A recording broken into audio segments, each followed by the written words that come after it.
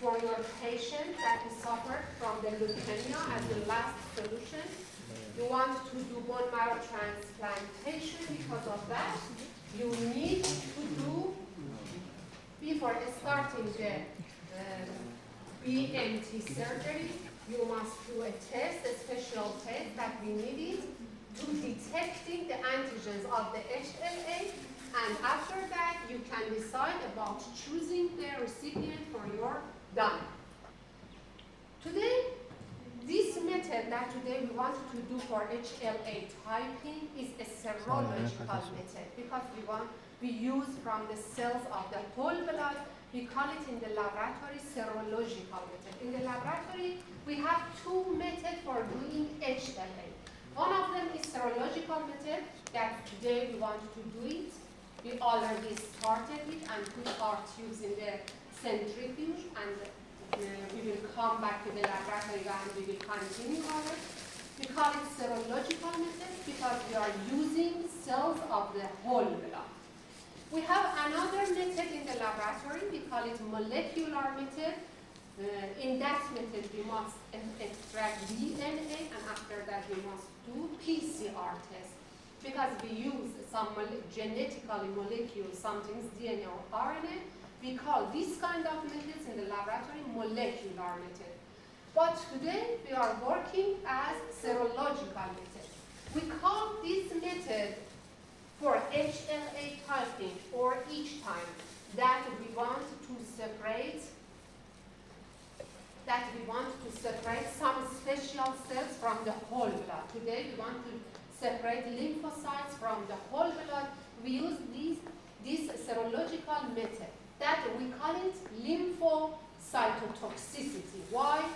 As you explained for me, we must separate lymphocytes from the whole blood. Because of that, we call it lympho. How about the cytotoxicity? I told you, don't mix the blood with the fibre because the fibre is so cytotoxic for the cells of the whole blood. Because of that, I told you, please pay attention and don't mix them with each other because the fibre can damage all of the cells in the centrifuge. Because of that, we call this method, serological method, we call it lymphocytotoxicity. You know, the HLA is the synonym of another complex that we call it MHC, or major histocompatibility complex. At the beginning, the scientists can find the antigens of the HLA in transplantation of some organs in the mouse. They can find this complex in the mouse, and they call this complex major histocompatibility complex, or MHC. When they see we have, the human, have these kind of antigens, again, on the surface of the lymphocytes and many nuclear cells, they specialize this name in the human by human leukocyte antigens. So the MHC and HLA, they are equal to each other. They are synonym to each other. Today, because we want to work on the human blood, we use HLA instead of MHC. But they are synonym with each other. Genetically, you can find the gene of the HLA complex on the short arm of chromosome 6. You can find in this region the HLA antigens on the surface of the short arm of the chromosome 6 in mouse and human, both of them. And you can classify the HLA in 3 classes. The first class, again, subdivided in 3 subclasses, A, B, and C. And we have class 2, again, we divide it in 3 subclasses, ER, DQ, DP, and we have the third class, something like cytokines. Maybe you hear about that. Yes. Today, for bone marrow transplantation, the cytokines doesn't have any note. We don't consider the class 3 of HLA. We just consider about class 1 and class 2. For class 2 in the laboratory, again, we just do HLA typing for class 2 just by molecular method. As I explained for you, at first, at the beginning, we separate DNA, and after that, we follow by PCR test for detecting the antigens of class 2 of HLA. So today, we don't work on class 2. Today, because we want to do the serological method or lymphocytotoxicity method just for class 1. So today, we want to detecting the antigens of HLA class 1, A, B, and C. We don't have any work with class 2 and class 3.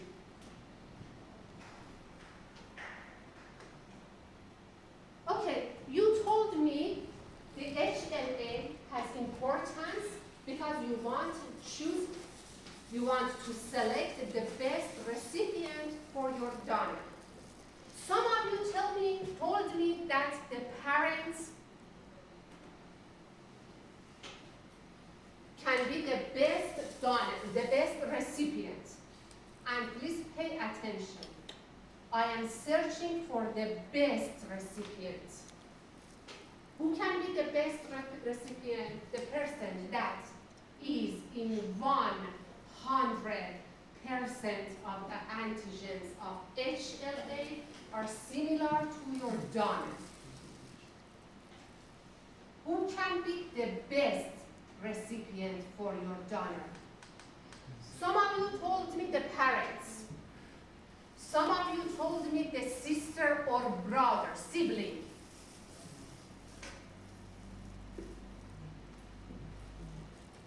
We need donor or recipient?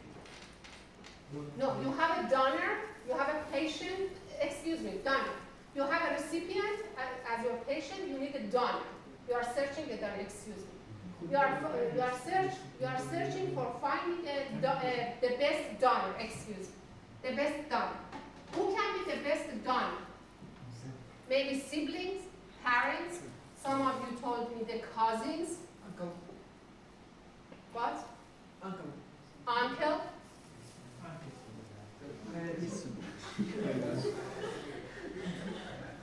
I told you maybe his neighbors. Huh? Who can be the best donor? Parents. The siblings? Parents. Any idea? Identical twin? The siblings. Identical twin? Twin, maybe siblings or twins. The best, But unfortunately, he doesn't have twin, for example. the best one is the one who has the same attribute. Same, yes, they must be same in 100% of antigens. So we can Do you think the parents can be the best donor? No. You can see in this diagram. Based on a genetically rule, you know, each person inherits just 50% of each gene from the father and 50% from the mother. But you need a person that be the similar to your recipient in 100 antigens. So the parents can be the best donor? No. No. Who can be the best donor? Siblings. Sister, brother, twins, siblings. They are the best donors. In the first step in the laboratory, we do the HLA typing on the siblings, sisters, brothers, twins. After that, if your patient doesn't have good chance for find a good donor from them, after that you can go to the parents. Maybe by a good chance, maybe you can find a donor from the parents. But at the first step, just the siblings is the best donor because maybe you can find 100% similarity in the HLA antigens. By this diagram, you can see the parents cannot be the best donors. Okay, let's come back to the classification of HLA. HLA? 1 and 2 One, class 1 and class two. 2. And again, how many subclasses? 3. 3 A, B, C. B, C. For today, forget about class 2. We don't work on the class 2. We work on class 1. So, for sure, all of us have all of these subclasses. I mean, all of us have HLA, HLA A, HLA B, and HLA C. Am I right? What is your problem? I told you I am a volunteer. I want to give my bone marrow to your patient. But you refused me. You told me just the sibling you accept or parents at the second step. Maybe you accept the parents and you refuse me. You don't accept me as a donor. Why? What is the problem? Your patient has HLA-A, B, and C. I have HLA-A, B, and C. We are similar to each other. What is your problem? Why don't you accept me? There should be immunosuppression for to be able to accept. Maybe another idea? PCR. How many HLA-A, how many HLA-B, and how many HLA-C we have? We have many, again, subclasses or subtypes of HLA-A, B, and C that the scientists labeled them by numbers. For sure, you hear about that. For example, HLA-B5, B7, B27. Have you heard? No? We have a very long list of the HLA-A, B, and C that the scientists labeled them by number. For example, we have a long list of numbers of HLA-A, again B, and again C. What does it mean? It means that the gene of HLA divided in 3 classes, A, B, and C, but each of these subclasses, again, they have many subclasses. They have many alleles. You know, in the genetics, we have a gene with many shapes. What do you call it in the genetics? The different shape of a gene is allele. The different genes, the different types of a gene, we call it alleles.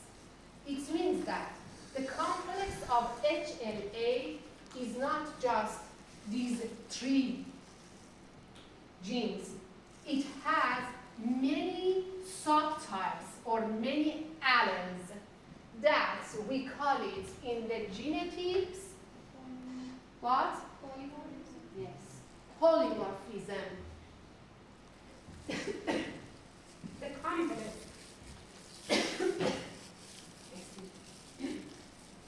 the complex of HLA in class 1 and class 2. But today we don't have any work in class 2. Just we concentrate on HLA class 1 today. It has many subtypes that we call it allele because the HLA complex is so polymorphism. You need to do a HLA typing for detect the number of the allele of these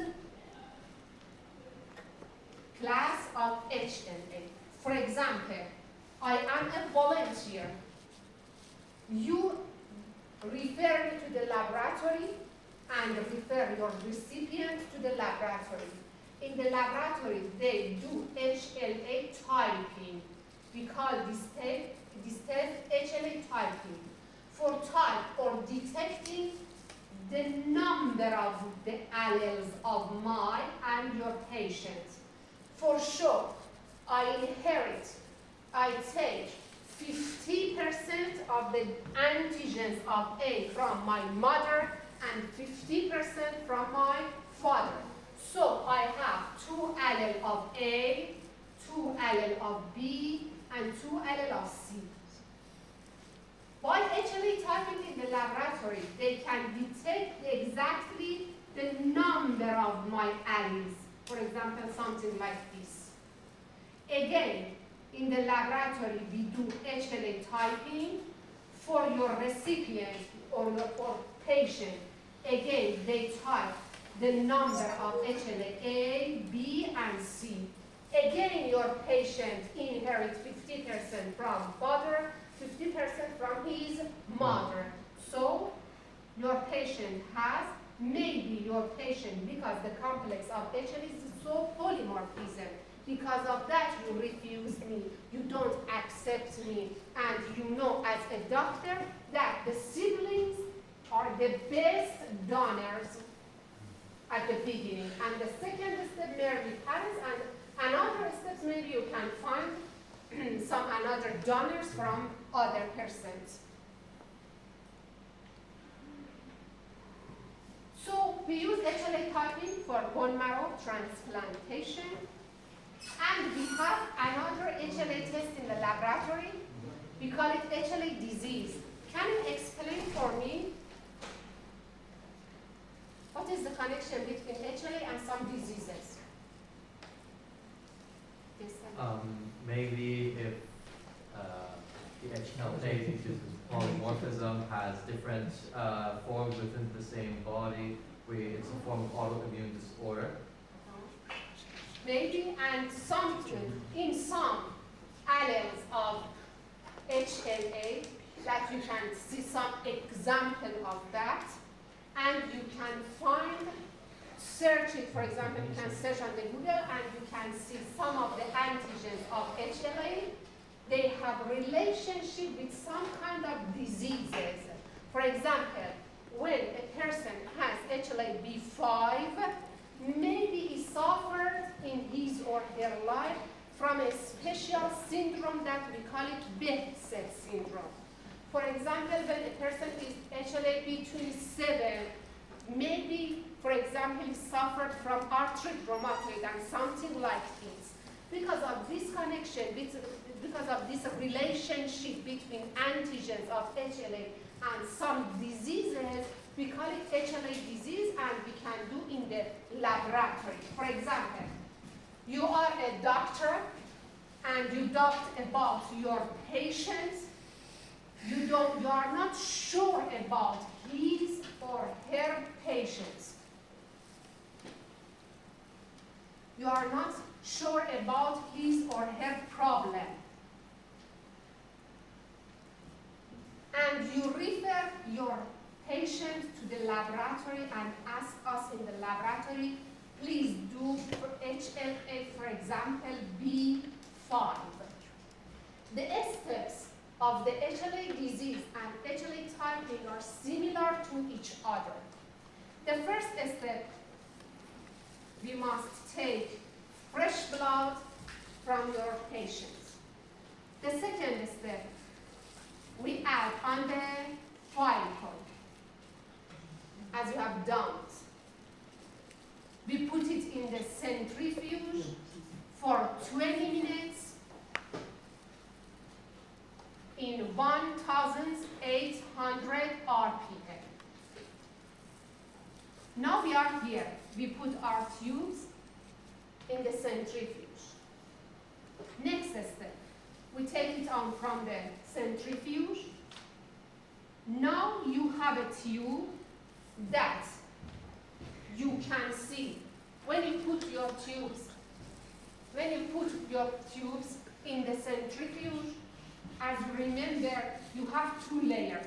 One layer was follicle, another one was whole blood. You remember? Yes. Now, when you bring it out from the centrifuge, you can see 4 layers. I will show you after our pre-lab. I will show you. You have a tube with 4 layers. At the bottom of your tube, you have RBCs. They sediment at the bottom of the tube. You have plasma here, and you have here fibril. You can see here, this is RBCs, plasma, this is fibril. In the middle of the fibril, between the fibril and the plasma, you can see a white ring, cloudy white ring. It is the lymphocytes that they gathered here. After pre-lab, I will show you how you can separate these lymphocytes. And after that, we add the lymphocyte to a special plates.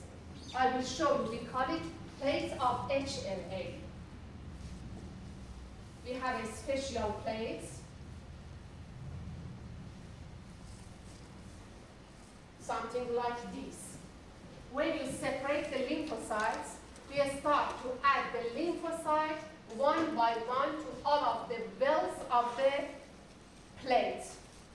And after that, we incubate the plate in the room temperature for 30 minutes. Why?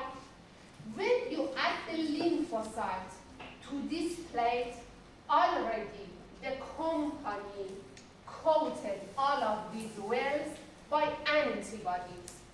You know, when you have lymphocytes, on the surface of the lymphocytes, you have the antigen of HLA. In these plates, the company, in all of these wells, the company add the antibody of HLA. For example, when you want to do HLA-B5, it is an antigen. You must have at the bottom of these well anti-B5 of HLA. It's a kind of antibody of that antigen. So you have antibody at the bottom of each well. When you add the antigen to all of these wells, it means that you add antigens. Now you have a reaction between the antigens and antibody. Because of that, we put it in the room temperature for 30 minutes as an incubation time between the antigen and antibody. After 30 minutes, if you have, for example, if you have the antigen of B5 on the surface of your lymphocytes, you have a complex after 30 minutes, you have a complex between the antigen and antibody.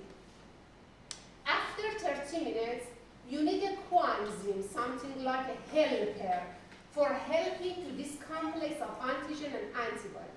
That we call it complement. After 30 minutes, we add another material as a cofactor, as a helper for the antigen and antibody, that we call it complement. If you don't have any complex between the antigen and antibody, so you don't have any complex of antigen and antibody, the complement cannot attach to anything because you don't have any complex of antigen and antibody. But if you have antigen, if you have that antigen on the surface of lymphocyte, now you have a complex of antigen and antibody, the complement comes and attaches to this complex of antigen and antibody. What happens now?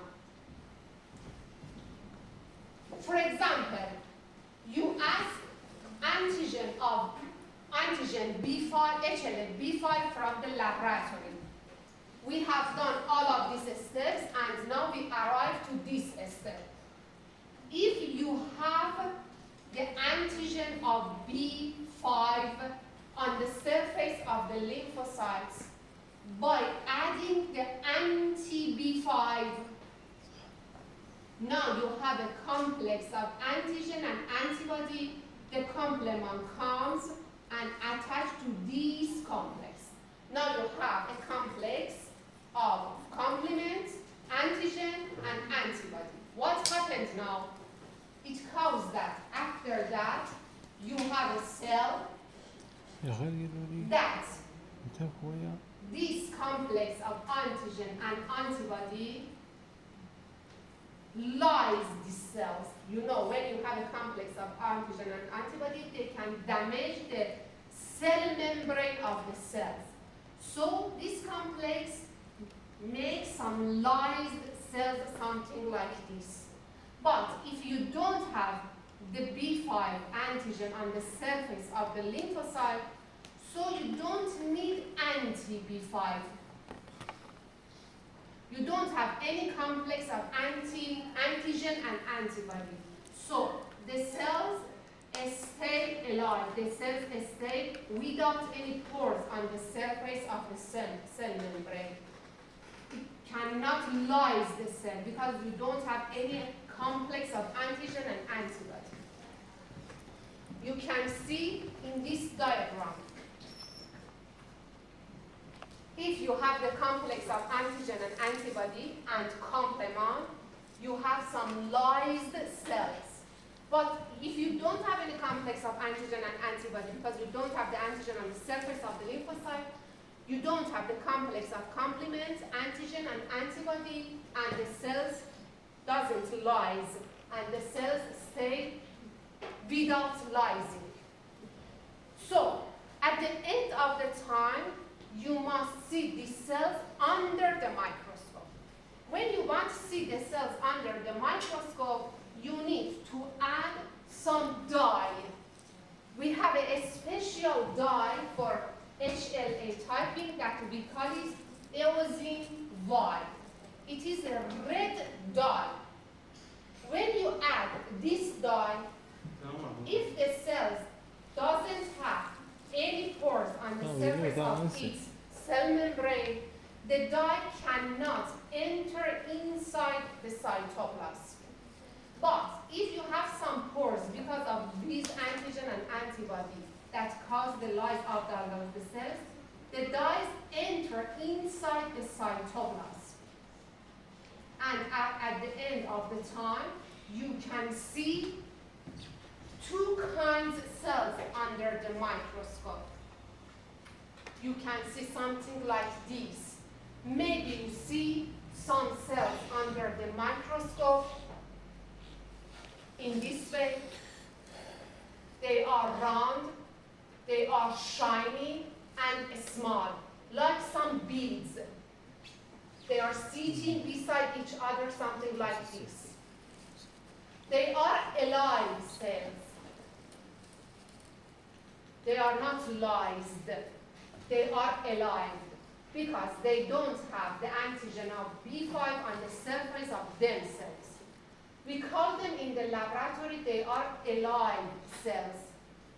And we report from the laboratory for you in the hospital, the B5 is negative.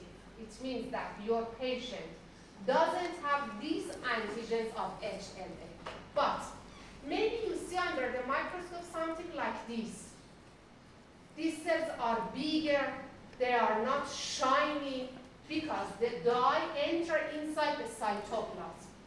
They are already lysed because of the complex of the antigen and antibody. It means that they have these antigens on the surface of themselves. Under the microscope, we see dead cells, and we report from the laboratory for you the antigen of B5 or your patient is positive. This is the report from the laboratory. Maybe you see something like this or this, something like this that you can see today under the microscope. But for preparation, something like this, as I explained for you, the procedure is here. The procedure, let me have a look again on our procedure. After centrifuge, we bring it out we separate the lymphocytes. Again, we add the lymphocytes to the plate and incubate it for 30 minutes in the room temperature. After that, we add complement for 90 minutes, again in the room temperature, and after that, we add dye, and after that, formalin for formaldehyde or formalin for fixing it. 5 minutes. So we need, at least we need 2 hours for doing HLA typing or HLA disease in the laboratory. We don't have enough time in your class. Today, after bringing out all of the tubes from the centrifuge, we just separate the lymphocytes. You can separate yourself and you can see the lymphocyte.